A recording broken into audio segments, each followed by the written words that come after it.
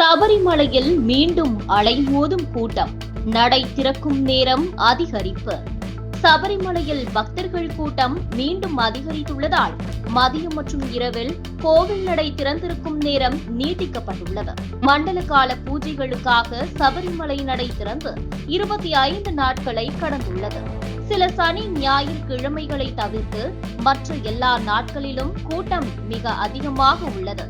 கூட்டத்திலிருந்து நீண்ட நேரம் வரிசையில் நிற்க வேண்டியுள்ளது. 5 முதல் 7 மணி நேரம் வரை பக்தர்கள் வரிசையில் காத்திருக்கின்றனர். நடை அடைக்கும் போது பக்தர்கள் 18ஆம் படி ஏற்றப்பட்டு வடக்கு வாசல் வழியாக வெளியே அனுப்பப்படுகின்றனர். இவர்கள் மீண்டும் சில மணி நேரம் வரிசையில் நின்றுதான் சுவாமி தரிசனம் செய்ய வேண்டியுள்ளது.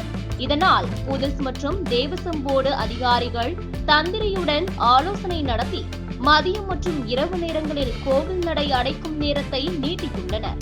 இதன்படி மதியம் 1 மணிக்கு உச்ச பூஜை முடிந்து அடைக்கப்பட வேண்டிய நடை 1:30 மணி வரையும், இரவில் 11 மணிக்கு ஹரிவராசனம் பாடி நடை அடைப்பதற்கு பதிலாக 11:15 மணி வரையிலும் நீட்டிக்கப்பட்டுள்ளது.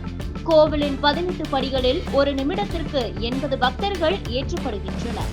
தற்போது நீட்டிக்கப்பட்டுள்ள 45 நிமிடங்களில் கூடுதலாக 3500 பக்தர்கள் தரிசனம் செய்ய முடியும்.